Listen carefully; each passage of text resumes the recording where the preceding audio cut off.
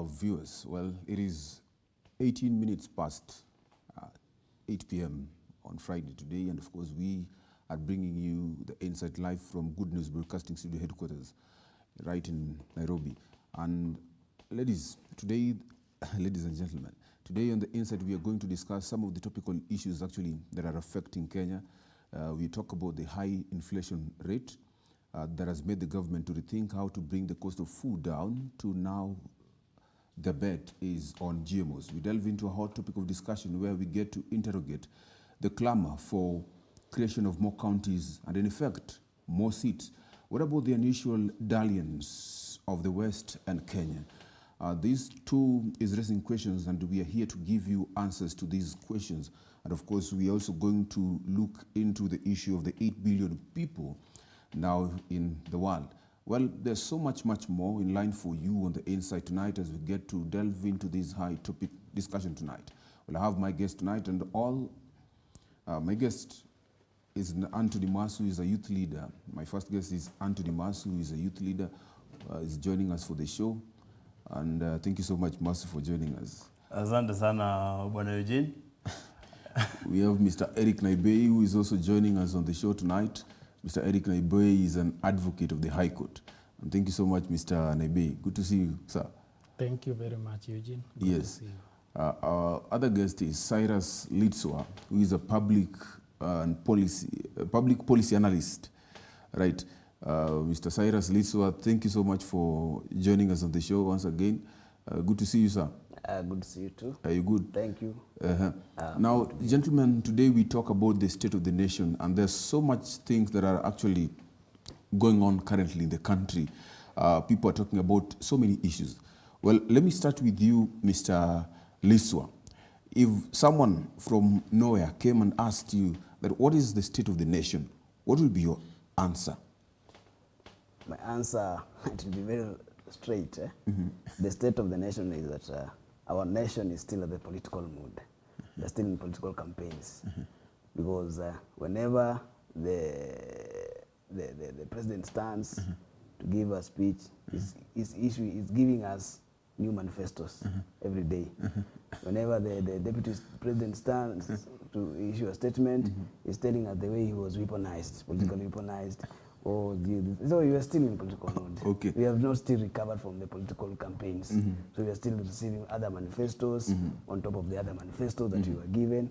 So we are still, we've not moved on. Okay. We are still stagnant. Okay, thank you so much, Mr. Litswa. Mr. Litswa is telling us that we are still in a campaign mode, according to him. Yes. Because the government, those who are in the government, they keep on giving more promises, and as they continue to campaign, according to him, well, we get to hear some of the views also from our other pundits, but of course you can also follow us and join us on this conversation 21144. That is our SMS line at GBS TV Africa at Eugene Ochieng. We are discussing the state of the nation. Mr. Eric Naibei. Yes. According to Mr. Litswa, we are in a campaign mood, and that is the state of the nation as it is. Well, I'd love to hear from you. What actually do you see currently in Kenya? My take is that our state of the nation, we are at a stage where Kenyans are very hopeful, very optimistic that we are about to take off, both economically and, especially economically. We are at a point where Kenyans are waiting to see whether the promises that this government gave are going to be implemented as promised. And we just completed the process of putting in place the proper government. That means the CSS have just assumed office, I think 2 weeks ago. PSS are yet to take charge, to take over. I think there is a court case that has halted the recruitment of the PSS. And the government is basically arranging things and putting things in order. So Kenyans are at a position where we are looking at the president, the deputy president, parliament, the judiciary, to see whether they are ready to do what they promised. A very interesting topic, actually. You say that Kenyans are very positive of the future, that the government has been formed and they await the promises, and of course, for an economic resuscitation, the economic revolution that was so much sold out under the bottom-up economic model. Sure. Well, I want to listen to Masu, maybe State of the Nation generally from your perspective, what is happening in the country? Eugene, we are suffering. We are suffering in Kenya, and it's lucky that I can afford a smile, and that even as we come on this show, the mug of tea that we are offered here has not been overtaxed such that we cannot even afford to take it. So Kenyans must know that they must brace themselves for tough times. We are in for a tough ride. We don't want to castigate the president at this point on very harsh terms, because his tab is yet to be exhausted. His battery is full. We have not seen what he has spent it upon. So until that point when we will comfortably feel that he has decided to veer into this direction, we'll start attacking. But our first focus and concern is the international dalliances that is pushing for. That almost at the same time that we are suffering from a food problem, we saw that he had already dispatched forces to Congo. So first of all, we want the president to sit us down and calculate with us the benefit that we are going to derive from the war in Congo. So just like America always send their soldiers abroad, they don't do it for free. There's something they get in return. So Mr. President, please tell us our profit as Kenyans.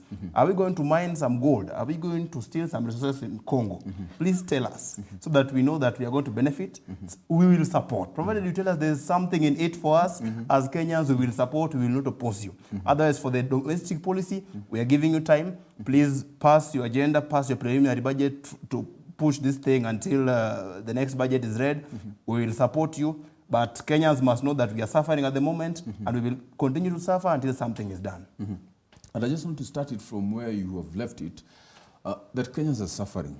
And that mantra, I believe, is in the mouths of so many Kenyans who believe that they are suffering. Yes. And one of the issues that stands out so eloquently or conspicuously is the issue of hunger. Yes. That is a lack of adequate food. Yes. And so let me just ask you, Mr. Liswa. Yes. Well, we want to delve into a discussion, of course, on the GMO food. The government saw that one of the ways in which they can resort to maybe create maybe more food due to the high inflation rate to bring the cost of food down is maybe to the best bet was on GMOs.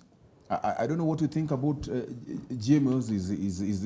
Is it healthy and sustainable for Kenyans, for the government to, because there was a ban on it, and the government is to lift a ban or so, right? Thank you very much. I'm so much disappointed when we are told we are going to depend on GMO. These are genetically modified organ. Okay? Now, we are an agricultural country. Okay? I've grown knowing that we depend on agriculture. Okay? And agriculture is our greatest economic earner. When you go to exports, when you go to the Kenya National Bureau of Statistics and check on the exports record, the agricultural products are the ones that are earning Kenya a lot of exports.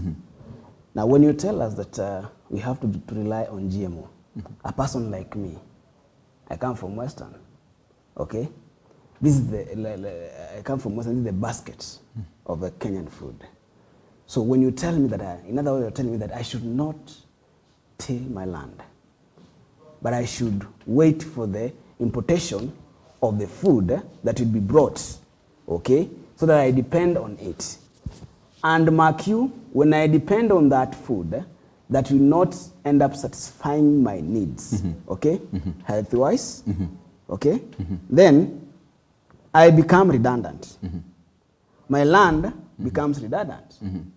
What is the essence of government supplying what we call the so-called the fertilizer or subsidizing the fertilizer, and yet you are going to import or GMOs. What's the essence of that? Okay. Okay. Another thing is this. Yes. Why does the whole minister? I think we are turning up to be like the ministers are having. I'm sorry to use this, but we are having ministers who are behaving like Ugandan ministers who don't know what they are speaking about whenever they stand up to speak. When someone stands and tells us that there are so many ways to die, and even using GMO is one of the ways that is going. So you see, a whole minister, a whole CS. No, we should. Okay, Mr. Lissu. We should be very smart. And you see, when my brother says that we are eagerly waiting. Others, we are eagerly waiting to see, yes. Okay. And we are really suffering. Okay. Economically, agriculturally. Now there is plenty of rain. Okay. Wait first. Yes. There's plenty of rain. This government is not a new government. That's one thing you should know. It's not a new government. Remember, the president was the deputy president. The MP was, the deputy president was a sitting MP under the ruling party. The majority leader, they were there. So this is not a new government. Okay. This is a government that has been there. Okay. So whatever we need to see them is implementing some of the things that were done before. Okay. You see, like right now we have rain. Why don't we harvest the rains? Why are you talking of digging 1,000 dams, okay, and yet even one dam? Okay. There's no completion. I get your point so clearly, Mr. Lissu. And Anthony Masu, there's also another issue that he has brought up. Yes. And that is on the Uhuru Kenyatta, William Ruto's government. They had some big four agendas. Yes. And it seems like the current president is shifting. Yes. Or shifting from the agendas that they had before, Yes. coming with his own agenda. And of course, as he says, that they are always campaigning, making new promises. Yes. But I want us to delve, of course, about the GMOs that are asked. Maybe tell me, is Kenya, as you look at it, is Kenya ready to adopt GMO, and is GMO the best way of solving the food crisis? No, we have experimented with this, Eugene. It's not a totally new thing. I want to talk to the Kenyan and try to make them understand where we sit with these genetically modified foods. The fact of the matter is that it's something we've experimented with before, but there are concerns. One of the concerns that was raised before was the fact that there could be cancerous elements in some of the food that we eat. But you saw also other experts coming up to say that is a lie. So in this war where resources are involved, because you saw one of the former richest man in the world, Bill Gates, make his way to Kenya with a 170 billion shilling donation to impact agriculture. Yes. Well, I have my own reservations over that statement because in the past we have received some of these donations, but on paper. They don't actually reach here. And 170 billion, Eugene, is more than triple the 40 billion budget that we have always had, the average budget we have for agriculture in this country, 40 billion. 170 billion, you budget thrice. So that is so much money to make us food secure. We saw Bill Gates coming in, and when he spoke at the University of Nairobi yesterday, he made it clear that he has been consuming GMO, maize, that is corn, wheat, and other things. One of my first concerns is the sexual flavor that is associated with some of these things, Eugene. The Kenyan that is there is a plan to tame the population of people. We hit 8 billion a few days ago. These food products, they have also been known to significantly reduce the sexual appetite of people. So, as we consume these things, Kenyans must know that they are being experimented upon as guinea pigs. But they have to make a choice. You either be a guinea pig and curtail your sexual appetite, or you submit to hunger and stay on your knees. So you have a very tough choice to make, Mr. Kenyan. And stay on your feet. Yes, Mr. Naibei. As you're answering all these questions, actually, that have been that has cropped up from this conversation, I may also want you to clarify whether is there a credible report that GMOs are a menace to health? Maybe you tell us. Yes. I think this issue of GMO is being misreported and misunderstood. as much as I'm not an advocate for GMO because I'm not a scientist, from reliable information, the ban on GMO was put to effect from 2013 in Kenya. And that 2012 or 2013.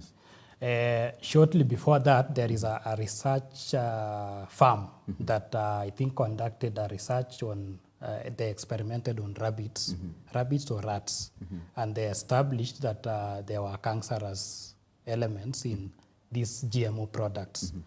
But upon the ban on GMO in 2012 or 2013, 1 year down the line, Kenya established a task force under the National Biosafety Authority, which investigated, they conducted research, and came up with a report which said GMO products are not actually causative agents for cancer. That report was kept secret from 2013 until this August 2022 when this government took over. So for us to say that, to say with confidence that GMO products cause cancer, we are not right, because scientists themselves have made their own research and they have come up with a report which is public. I think it is now public. The concerns we have, of course, are born out of that research that I'm talking about that took place in 2012. This firm that conducted this research again has been discredited by so many scientists within and outside Kenya. And I think it is something that we may want to continue researching upon, and even as we look at the benefits and the fears that we have. Because I heard my brother saying that GMO is coming to substitute agriculture. I think that is not accurate. Okay. GMO is all about using, I think, scientific technology to ensure that our crops, our whatever we plant, withstands these climatic and weather changes. And I think the crops are supposed to be more resistant to pests and attacks by insects and pests. So it is something that is supposed to promote agriculture as opposed to killing agriculture. So I'm not. What about the health? What about the health? The health concern was addressed by our own task force, which was mandated by government. Some of this food, there is no contrary even report. a fly cannot land on some of these foods. Why should you eat it? Let me act as the devil's advocate for a minute. Yes. If the government, according to what you've told us, if the government then in 2012 had conducted a research, yes, and realized that GMO did not actually have cancerous cells, yes, don't you think that there's also a possibility for this same government also maybe to hide something about GMO to Kenyans?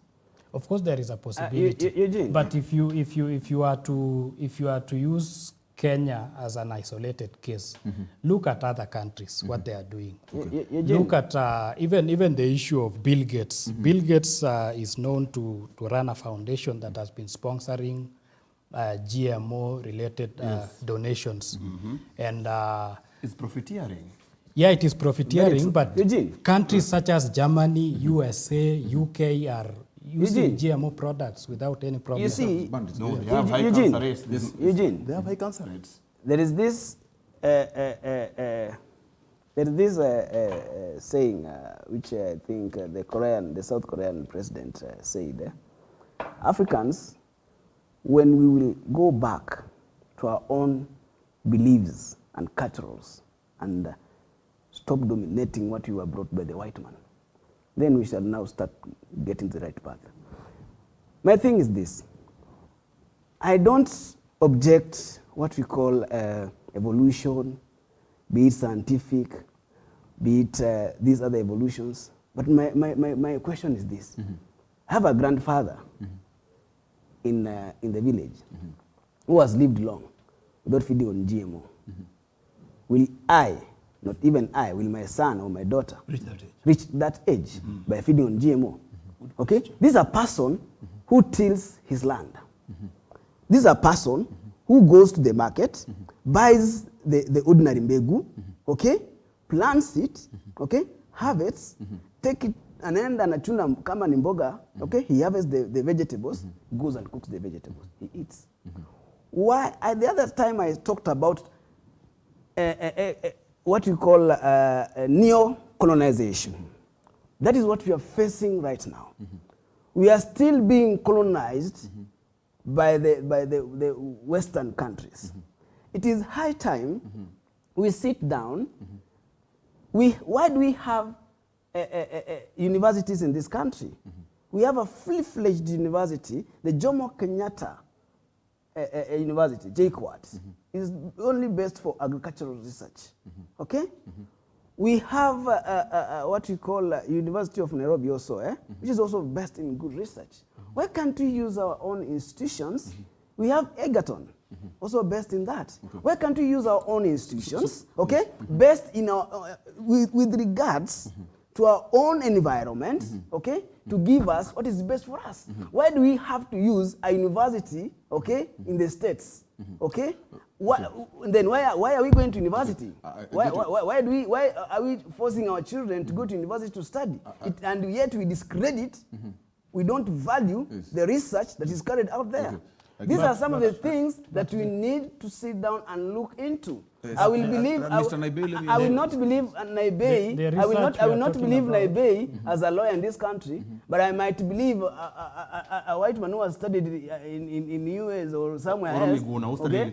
Yes. You see, we need to embrace our own. But First of all, why are we establishing this institution? The research we are talking about was conducted by the Kenyan government. Under which guidance? Kenyan scientists. Under which guidance? Under which guidance? The question is, who was behind it? Why is it that? It is the government. Why the question is this: why is it that after the election, okay, now streaming in of investors, okay, who have interests, okay, especially on GMO, are coming in? Of course, like we're going to answer that. Is logical. Yes. Mr. Lisa, we're going to answer that. But Mr. Naibei, also there's a question that has been posed before I give you a chance, Mr. Masu. Yes. There's a question. So many questions have been raised, and one of them, a very pertinent question, is the Minister for Trade and Industrialization, that is Moses Kuria, says that. See, there are so many ways to die in Kenya, and being a Kenyan, first of all, is a candidate for death. So there's no need, there's no issue in introducing Let me GMO. punch Naibei further. When you tell me, wait first. When you tell me that you are not killing agriculture, and the question is, they dispersed fertilizer the other day. You are forcing 10 million, around 10 million importation of GMOs in the country. Let me punch it from there. No, let me give. I'm giving Naibei the ball. When I give him, I'm giving him it full. Now, Naibei, I want to give you the full ball from this question. First of all, when the Minister of Trade and Industrialization, Moses Kuria, notes that there are several ways to die, and they are just adding us just one. Yes. Which is a joke, a social media joke. I know it's creating a meme, but it's a very serious meme because the health of the people is concerned directly. Our major concern with GMO and the consumption of this food is not whether or not the research is accurate or not. Because why? If you are a wise man, assuming you just have a simple brain, a simplistic brain, you can tell that these foods, yes, they're being consumed in high quantities in Europe, America, and the rest of the West.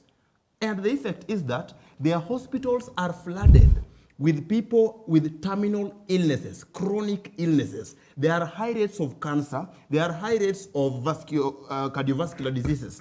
Our question is, does Kenya have the capacity to host these cancerous people who are sick in hospitals from consuming these foods? Europe and their profiteers can have the capacity to build these hospitals to treat their people who have been given diseases by these foods. And they have the money to pay for them, the social security and the hospital insurance. Kenyans, we don't have that. Okay. You don't have basic insurance, Naibei.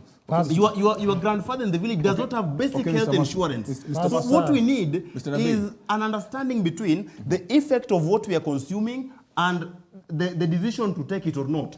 At the moment, we don't have the capacity to treat cancer in large quantities, Naibei, so we are not going to entertain any discussion around consumption of GMO foods. Okay, Mr. Naibei, we are coming back to you in a minute. to give answers to all those issues that have been punched your way.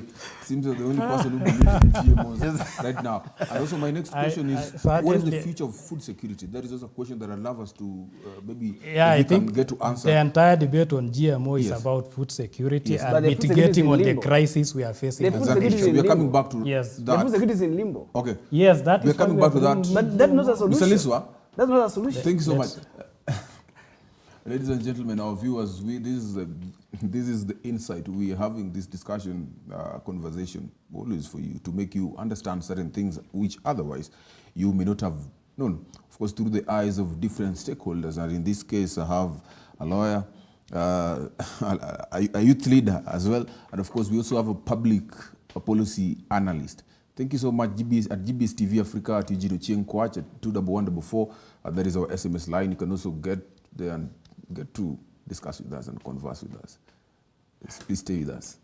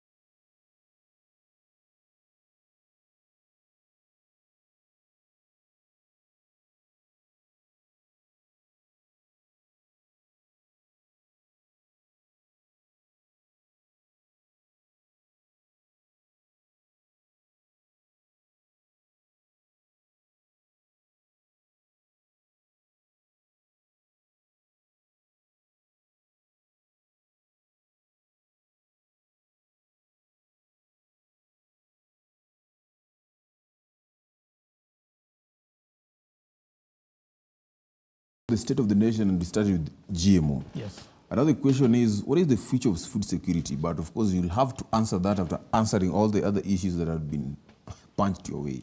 Yeah, so let me say this. The issue of GMO arising at this point in time, I want to believe that the reason the government lifted the ban, immediately took over, first of all, is because of the situation we are in economically. They are trying to explore ways to mitigate the hunger issues and the drastic climatic situation that we have had for quite some time. We have not had rain, and our agricultural products have not done well. About the health concerns, I want to differ with my brother here on examples of people in Europe being in hospitals. You know, there is no scientific report, there is no scientific research, credible research, linking those large hospital visits and chronic diseases to GMO. There is no such report. And in our nation, as a country, we have a report that was mandated. The researchers were mandated by the government to conduct research on GMO products, and the report is positive. It says there is no link between GMO and cancer. Whether the report is true or not, we can still try conduct further research and also compare ourselves to other countries, because Kenya is not the only African country that is now adopting GMO to deal with food crisis in the country. I believe that given the situation we are in and the desperate need to deal with hunger issues and the fact that we have scientists who have done research and given us a report saying that it is not that harmful, we can still use this situation, this moment to explore GMO, deal with the issues even as we continue researching. My brother mentioned JKUAT, University of Nairobi, and researchers being engaged. These researchers are free to research, they are free to publish. I don't think it has to be mandated by government for them to research and publish credible reports about the impact of GMO. Mr. Nabii, what is the future of food security in this country? I think it still lies with how we implement our policy on agriculture. And the first one, of course, the president handled the issue of fertilizer. I don't know whether the methodology is sustainable, but so far we have cheap fertilizer in the market. This means if rains behave, if the weather conditions behave, maybe 1 year from now we should be having more agricultural yield from our own farms. And apart from, of course, subsidizing fertilizer, we have the focus that should be focus on irrigation, irrigation-based agriculture. If we can still utilize the funds that we set aside yearly for irrigation properly and ensure that those areas that are dry are utilized agriculturally, I think we have a good future in terms of food security. Mr. Liswa, Yes. from where you sit as a public and policy analyst, what is the future of food security in this nation? I still stand with my words. The future of food security in this country is in a limbo. We're not going anywhere. What was the Big Four agenda that the former the Uhuru and Ruto told us in the manifesto 2017? When you go to that Big Four agenda, was there anything to do with GMO?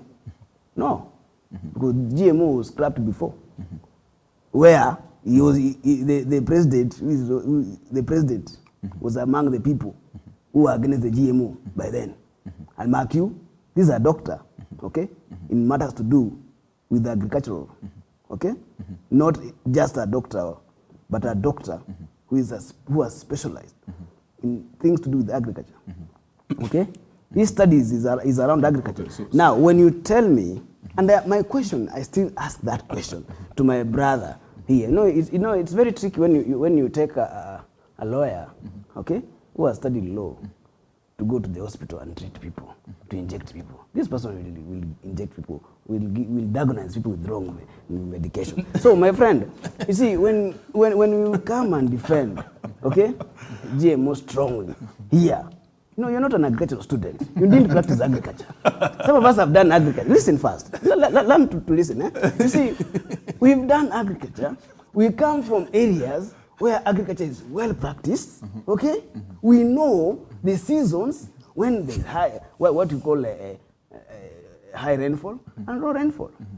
So the time to plant so certain generally- kind. So why can't we go back to that? Why can't we take our agriculture to school? Let me ask When I you was this, in school, Lisa. when I was in school, that time I was in school, and I believe my brother was not in school by then. When that time I was in school, we used to have what we call the 4K club. 4K club. Okay? The 4K club.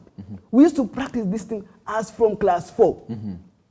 We were taught the meaning and the reasons why we should do farming. We used to have a piece of land in school where we could plant kales, where we could plant even maize. Okay? We could do all these things. We were being taught on how to have food security. So what but should the all government these do things, right? What should the government do right?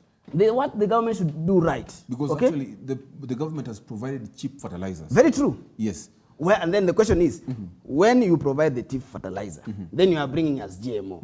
Where are we getting that? Where are we now? Where are we heading? But I It believe- is these are But the misconceptions. GMO is not like, it is not a must to be used.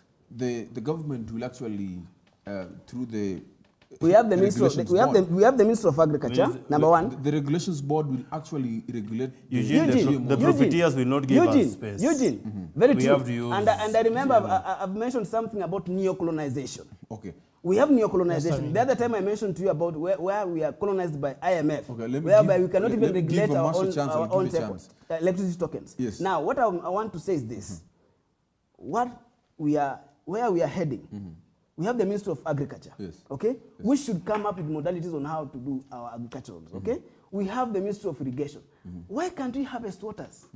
Okay. Why can't we have water pans to harvest the water that is right now flowing? Even in Nairobi, water is flowing. The roads are full of waters. Okay. Why can't we harvest this water and use it for agriculture, irrigation? Mr. Master. Then we shall have a way of having a food security in this country. Okay, Mr. But Master. by bringing us GMOs, is just like going to the shop and buying. If the child is feeling hungry, instead of you cooking ugali, you are going to buy ringos to give the child. Okay. Are you doing justice to that child? Or buying them in Kulala. Yeah. Why are you doing I'll justice? take your question, Eugene. Okay, yes sir. Food Eugene, security. before he takes your question, I think we have to agree here that all of us are not scientists, and our knowledge on agriculture is limited to what we learned in high school. I also belonged to a club called Young Farmers Club in St. Joseph's Boys High School, where we used to plant, we used to go to the farm. And I come from an agriculturally rich county, Trans Nzoia County, the food basket of this country. Yes. I understand these things, but my arguments are based on what is available. Legal documents which are credible, government report on GMO, and my brother is saying that the Ministry of Agriculture needs to do this and this. Whatever you are saying is already in plan. I don't think there is anything you've said that the ministry is not planning to do. We have cheap fertilizers being offered. The Ministry of Agriculture, the ministry in charge of irrigation is already putting in place those measures he's talking about. So we are in a desperate situation as a nation, and everything that will put the situation to order is welcome at this stage. Okay. Yeah. Okay, Mr. Masu. Yes, sir. Well, the future of food security in Kenya, as my brother Nabe has said, is in the hands of the government. First of all, the profiteers are on our necks. They are breathing heavily. And it will not take long before we give in. Because the president has shown his hand already that is going to the west. Okay. There was an option to go back to the east where the second term of Mwai Kibaki and the 2 terms of Uhuru Kenyatta were anchored. The Silk Road, the new Chinese Silk Road in Africa was constructed with Kenya as a hub. But the West, you saw they acted very quickly. Kenya was given a seat at the UN Security Council, a temporary seat, which gives them power even to speak on behalf of Africa and on behalf of all nations who are not in that security council. Kenya is a very powerful country in the world right now. And as a result, it is a center of focus. A few days ago, I was watching the Senate proceedings in the United States of America.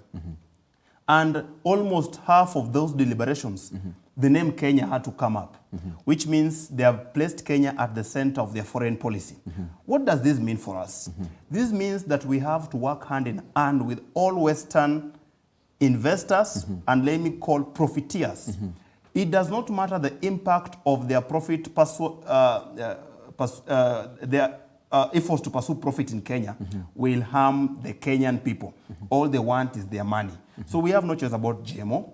All we want is, at the end of the day, Kenyans must be given an opportunity to give their views on this, such that if in future something happens, if studies a few years from now reveal that there are more cases of cancer, then the government has to react immediately, not by forcing us to pay NHIF subscriptions higher, but by ensuring that we have universal health coverage, and by the words of Moses Kuria, at least comfort us on our road to death, because it looks like they have decided we must die. Well, quite an interesting way to end this conversation on the GMOs, because actually he has also talked about the Western, the West swarming Kenya, and of course, which was an issue that Mr. Lissu has also had alluded to. So I believe he's talked about it. And I want us to look into some other issue, a totally different issue, and maybe get your views on this. And this is about the current clamor for creation of additional 5 counties. And of course, this is something that has caused actually an uproar, and the different opinions from the public generally. Some people think that this is true, this is something that actually we should embrace, but others think that, that this government said that they did not want BBI, which was meant to create more seats. This same government want to create more seats, and so many other issues around it. Let me start with you, Mr. Lissu. Yes. Yeah. What do you think about the current clamor for creation of additional 5 counties? Is it justifiable? It's not justifiable. Why? Because right now, in fact, 2023, that is next year, IBC will be going for what we call the boundary review. And in this boundary review, there are counties that don't meet what we call the 164,000 population per square kilometer. It doesn't meet. We have Lamu, we have Vihiga, we have Saku, we have others in Mandera and other areas. They don't meet that threshold. So if these, first of all, constituencies have first of all to be merged, okay? To be merged, then why do we have to create other counties? Will they meet the threshold required as per the constitution? Then my answer is no. They won't meet. If first of all we are talking at the constituency level, okay? The constituencies that don't meet the threshold constitutionally, then why are we rushing to the counties? Number 2, looking at the funding, and I raised this thing the other time, this issue the other time we were discussing on economics. Our counties, okay, they have ways of revenue collection as stipulated within the constitution and guidelines and the acts within the SRC, okay? Now, if the counties don't even meet their revenue collection targets that are given, these counties depend much on the government for the development. So when already the 47 counties, we are not managing. So are we going to manage the other added 5 counties? Talk of salaries, okay? Talk of development, okay? And other things, okay? Because when you talk of now reviewing of the constituencies I've talked about, Vihiga is supposed to be even a constituency, not a county. It's a very small thing. I get you. I get you. Mr. Naibei, does the constitution envisage actually the review of county boundaries and addition of counties, and at what point? Yes, of course, but before I answer that, let me get to the issue of whether this claim is justified. And I think it is only the wearer of the shoe who knows where it pinches. I come from Trans Nzoia County, and I belong to a minority group called Sabaot, which finds itself in Bungoma County and Trans Nzoia County. We are a minority in both counties. During the recent appointments to the county executive, only one Sabaot made it to the county executive committee in Trans Nzoia County. In Bungoma, I think another one made it. And this is the second largest tribe in Trans Nzoia County and also in Bungoma County. So one of the proposed new counties in this debate is Mount Elgon County, which seeks to put together Mount Elgon constituency, part of Saboti constituency, and Endebess constituency. Of course, with a view of putting together this one ethnic group and enabling them to govern themselves. So I fully associate with this, and I say without fear of contradiction that it is justified, even for the Kurias, for the Tesos, and there is another group for the people of Kitui County. Yeah, the reasons are simple. The aims of the objectives of devolution were to bring services as close as possible to the people. If you create more counties, it means we are bringing government closer to the people. We are not taking anything away from those counties that will have to lose some populations and some geographical regions. They are not losing anything. What the common mwananchi is gaining is a closer access to services, government services. And of course, the Constitution contemplates this. If you look at Article 188, there was there is supposed to be an independent commission that should recommend a review of county boundaries. And it is something that it can happen legally. There is a legal process which can be followed towards its realization. What's the current MP for, I don't know whether it is Kuria East or Kuria West, has done is to propose an amendment bill in Parliament. I don't think it is ripe at the moment, given that we don't have an independent commission that should be handling county boundaries. That should be in place first, because this is going to affect county boundaries, and for county boundaries to be altered under the Constitution, we must have the independent commission. An independent organ which is specifically to deal with disputes related to county boundaries and also to deal with issues of alteration of these boundaries. About qualifications and the threshold, my brother says that some constituencies or some counties are still less populated. If you look at these ones that have been mapped, these 5, for instance, let's use Mount Elgon constituency. Endebess constituency has a population of about 112,000 as per the 2019 census. If you add Saboti constituency, which has about 200,000, and Mount Elgon constituency, which is less than 100,000, you have enough in terms of population density. In terms of other parameters which the Constitution contemplates, because the Constitution says boundaries can be reviewed to take into account issues such as cultural and historical ties, geographical features, population density, and other factors. If you look at them, these counties qualify. And I think there is a genuine reason by these people to have these new counties. Well, Eugene, I'll be going for a short break, and actually there's so many questions, even including implications of the additions of these 5 counties and all that we're going to answer in a break. Of course, we're going for a short break and we're coming back. Thank you so much for staying with us, and as we continue delving deeply into this conversation about the state of the nation today and tonight on The Insight. Well, we're going for a short break. Stay with us.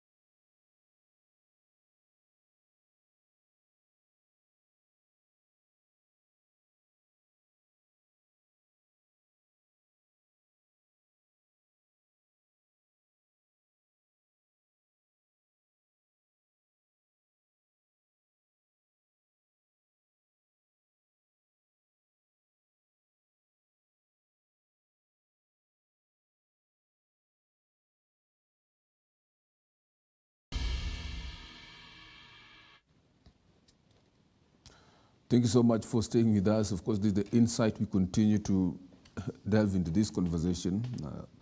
My question to Anthony Masu, it was a chance to speak about the creation for additional 5 more counties and, of course, more seats. What do you think about it?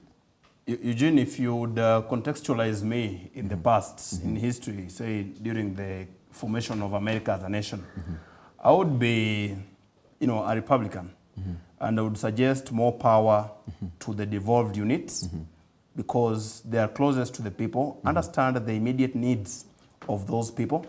And that is one of the reasons why we still, or I and many other people still regard Raila Odinga as the most important individual that has stepped into Kenyan politics almost since its inception, because he championed for devolution with all his might.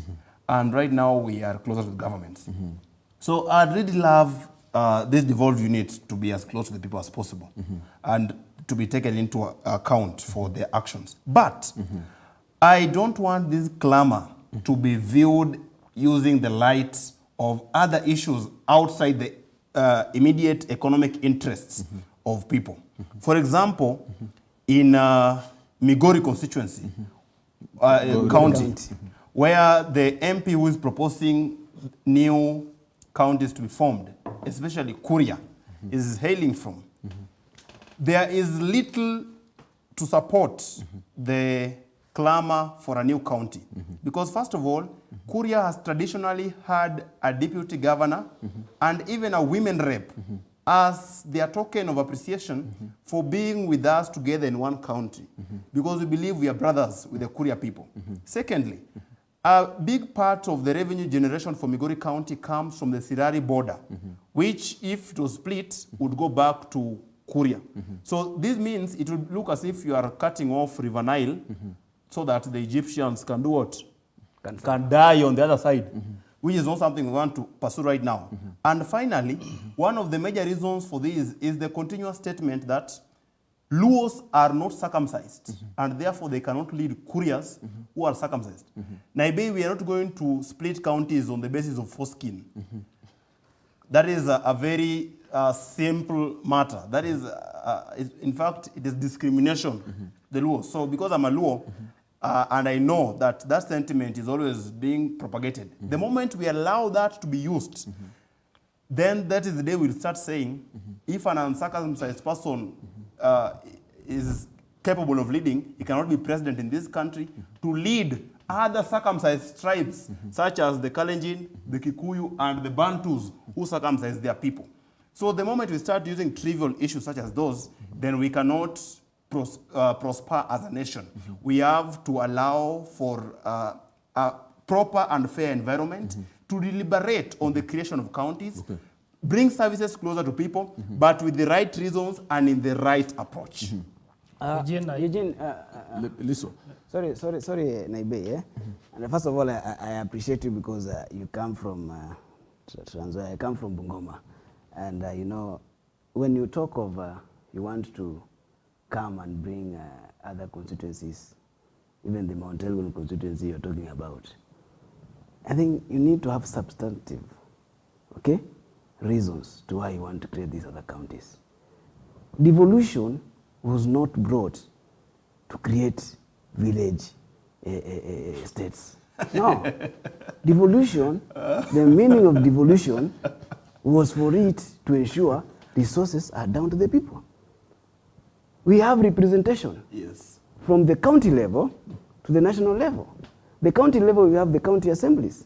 The national level, we have the parliaments, 2 parliaments. That's the National Assembly and the Senate.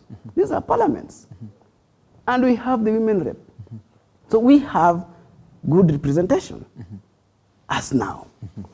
Now, when you tell me that Tesos, these are from Busia, when Tesos now should have their own constituency. We only have two constituencies in Teso. Teso North and Teso South. So when you tell me they should have another county, seriously, were we creating this thing to be tribalistic? We were creating this thing for service delivery to the people. This is the thing that we should also be reasoning into.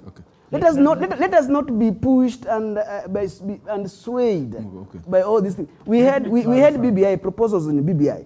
Now BBI was bringing what you call regional counties, okay, whereby it goes back to the eight provinces that we used to have, like Western region, the way it is. Then we talk of the Nyanza region. Then we talk the coastal region, okay.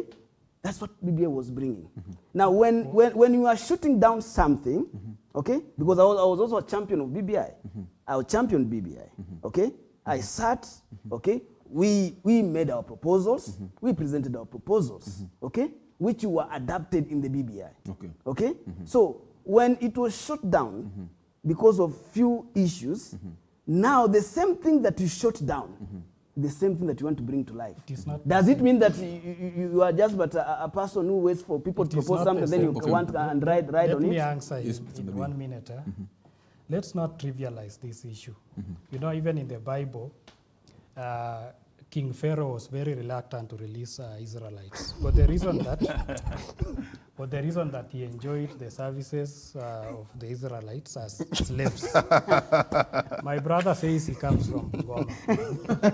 He comes from the larger part of Bungoma that is oppressing this side that I'm talking about. That is why. And he comes from Migori. He also comes from the part that is oppressing the No, there's no oppression. So my brother talks about BBI. You know, BBI is buried. And this issue of bringing back regional counties, regional blocks, this is again taking us back to where we were. Like, how was that supposed to benefit Kenyans, the 8 regional blocks? It is not the same thing at all. We are talking about devolving the units and making further provisions for those who have not benefited for the last 10 years. I have made my case clear, for instance, for the issue of Mount Elgon County. The reasons are clear. There have been marginalization and discrimination in terms of appointments, and these are on record. There are court cases challenging these appointments, and the outcomes have not even yielded the desired fruit. Eugene, so that is defamation, and when I'm going to come back on this show, I will come up to show that whatever he's saying, that we have marginalized them, is false. It is I'll come with that Let report. me finish. I'll go to the county and come up with that report. Let me Number finish, two, Eugene. number two, wait first. Number two, another thing that I want to raise here is this. It's not all about Pharaoh. You brought village mates on the show. This is very dangerous. Let me finish before he answers. Let me finish, just a minute.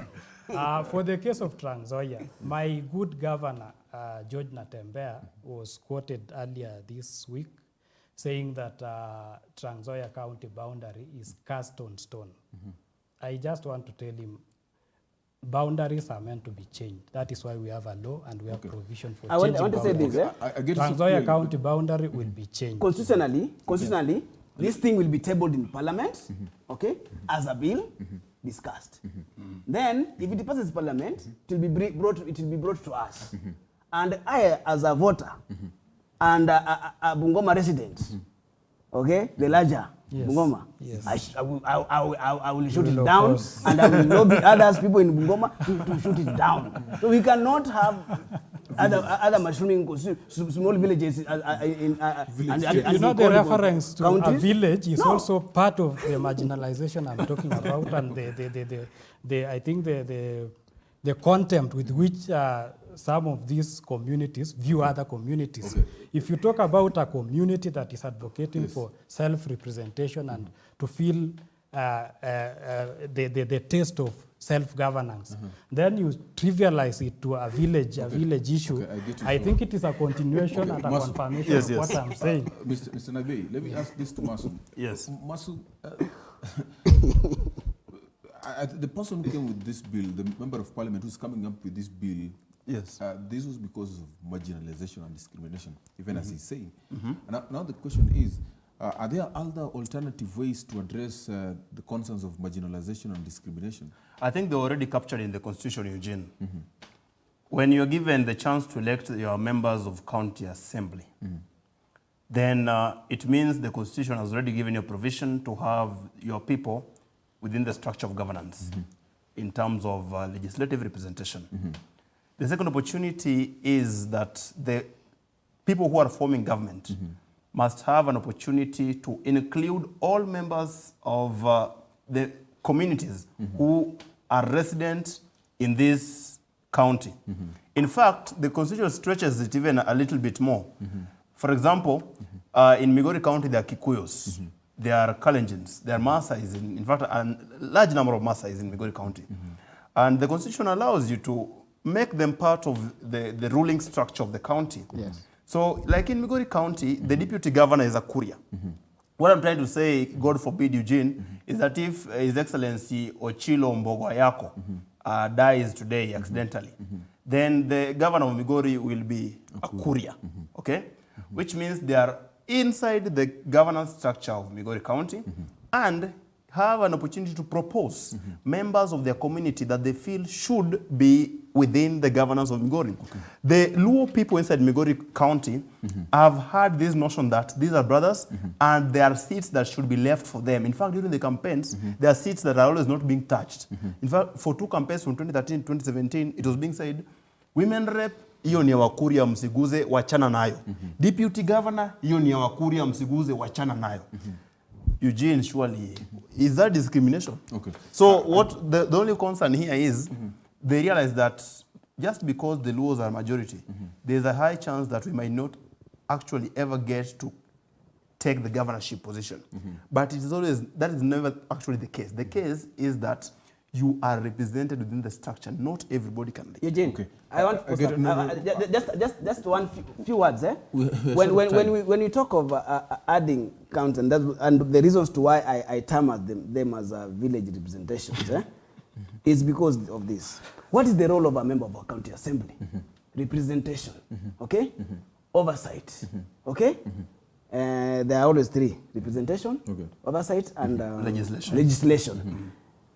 When you talk of adding other counties in the village way, okay, in the tribal way, okay, does it mean a member of county assembly from somewhere in Teso or a member of county assembly from Mount Elgon does not play his role in the county assembly in Bungoma? Okay? Does it mean so? When you talk of representation, does it mean that a member of county assembly, a member of parliament from Mount Elgon I does get not play perfectly well. the role in the parliament? Yes, Mr. It is Liswa. about we control of finances. It's not It's about, control but- of finances. Okay, Okay, Mr. Liswa, Where are these it's finances? okay. Who budgeted for the finances? Who Mr. approved the Mr. budget? Liswa. Who approved the budget? Mr. Liswa, it's very okay. Well, I beg to move to the next topic because we're short of time. Wow. So, Mr. Naibe, I want us to delve into another discussion because we had a lot of things under the State of the Nation actually to discuss. And let me just pose this question to you because there's an issue about the NGCDF and of course the Ministry of Finance is ready to disburse certain amount of money to the NGCDF, but they're waiting for the Attorney General to make give his Opinion. his legal opinion yes. generally on it because actually the Supreme Court had declared the CDF fund unconstitutional. Yes. Yeah. Just give us legally. First, what should we expect? I think there is nothing that is left for the Attorney General to advise on this issue. The Supreme Court judgment was clear. NGCDF is unconstitutional, and there is no room for appeal against that decision. There is no opportunity to maneuver and craft a law that will create a similar fund because it will still be shut down. Personally, I believe that CDF was good because, of course, for MPs who have utilized it properly, students have been able to benefit in terms of bursary and in terms of even infrastructure in schools and school buses. But as it is just unconstitutional. It is a fund that members of parliament are not supposed to be managing because ideally, under the doctrine of separation of powers, we should have 3 arms of government, the executive, the legislature, and the judiciary. The role of the executive is to execute those functions, executive functions. One of the functions that CDF was performing is an executive function, construction of schools and infrastructure in constituencies. That was not a mandate of a member of parliament because it amounts to them working like as executive officials at the same time as members of the legislature. So it is unconstitutional, and there is not, even if the AG is to give whatever opinion It's a dangerous precedent. it will not change anything legally speaking. Okay, Mr. Masu. Yes. Talking about Yala nominations Yes. of 2022. Very interesting. Yeah, the nomination of Azimio leaders, Clean, Yes. has brought actually public control. Like there's so many exchanges Yes. in different quarters. Some Yes. people believe something, and they believe that maybe Winnie Odinga and Kalonzo Kennedy. Yes. Yes. They are Kenyans, and of course they fought for it. But others believe they are just there because of the names that they have. What do you make of it? It's a funny topic, Eugene, and it's a funny question to ask, especially to me. First of all, the name Odinga is going to bring controversy in Kenya, no matter where you mention it. In fact, even if he was to be given the chance to just lead a certain hospital and some other person was to be taken to Yala, it would still be something to discuss. So I want to sympathize, first of all, with Winnie Odinga. As a youth who mobilized under Azimio, I recognized her role in working together with the youth, giving people opportunities. Some of us got opportunities to work close with the legitimate incoming government of the time during these campaigns. Something that, a chance that we would not have gotten were we dealing with some other people. In 2013, there was Eliud Owalo, who was heading the Raila campaigns. Right now is the ICT minister. And I remember he made it a very close-knit group of individuals, a small cocoon of people, and we were not given opportunities. So we appreciate the efforts that Winnie Odinga has played, and I endorse with no uncertain terms that she deserved the position that she got. I don't have much to say about Kalonzo because I've not been close to him politically. I've not interacted with Kennedy in any political environment. But I want to believe that there was some wisdom that was involved in this election and the belief of several people and beyond their parents that they deserved it. Because let me tell you, Eugene, if you push someone, if he was not meant for it, then it will not happen. So if Winnie Odinga was not to create a niche for herself in the political world, then it will not happen. Raila Odinga was not given anything on a silver platter. When Jaramogi pushed forward James Orengo as the person who should take over his mantle as the leader of the Luo, there were jitters, of course. People were wondering, why not his son? But at some point, people thought maybe there is some wisdom that is involved in it. I want to accord our leaders, Raila and Kalonzo, and any other person. I don't believe that the only people who put this through. Because even the members of parliament, they voted. They had to vote on these things. And people like Kioni, who even nominated themselves, which is far much worse. Kioni nominated himself, and he was crushed out. So there's wisdom in it. I support unconditionally, and I want them to be given an opportunity to lead in their respective dominions. Okay, Mr. Liswa, as you end this conversation, and generally the insight tonight, what is there, actually Kenya on Tuesday reached, not Kenya actually, but the world reached the 8 billion mark, right? So what is in the numbers generally as we wrap up this conversation? When you look at the numbers, numbers mean a lot. Numbers mean economic prosperity in a matter of taxation and other modes. Numbers also mean, in one way or the other, development. And if I can look at, let me say, my growth, we used to have what you call farming, okay? Then we used to have what you call family labor. In 30 seconds, yes. Family labor. In 30 So seconds. where family labor comes from, the larger, when your family is larger, which means there's a good labor provided. So the 8 billion provides good labor for farming.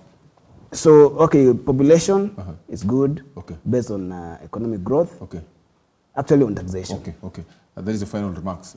Maybe final remarks. I have in final ta- remarks on Okay. on The final remarks in. my in terms final of- remarks on the East African Legislative Assembly is that, you see, why should we complain when someone has submitted this application? He feels he or she is fit. Okay. Then he submits application for voting or for consideration. IALA is not all about appointment. It's all about being voted for. Okay? And if I have a daughter, like my daughter Muyanzi and my son Leon, okay? And they want to inherit something from me. Who said they should only inherit a cup from me? Okay. Why not my talent? Okay. Okay. Okay. Yes. Mr. Nabi. Nice. I like the way my brothers defend the positions taken by the Azimio side of our political divide. But I think let's just agree that this was a reward or in form of consolation to the two leaders having lost in the August 2022 elections to make them, to give them strength to go on. Okay. So. About the world population, I'm happy to report that I'm one of the Kenyans and the population of the world who has increased this population within the last 2 weeks. I received a newborn, a boy child, and I think, as my brother says, it signifies economic development and progress. Okay. Mr. Masu. My concern with the increase in population Yes. is the fact that we have not met some of the targets of buffering the world population from the most common problems. There are more poorer people in the world, Eugene, because of this population growth. There are more bad living conditions for them. But on the better side, I would love all of us to take it as a challenge to increase our productivity. And as I'm taking this as a personal challenge, as opposed to my brother Naibei, who is productive at night, I want to take this chance to ask all Kenyans to embrace this as a challenge. This is new markets for us. There is better chances for business.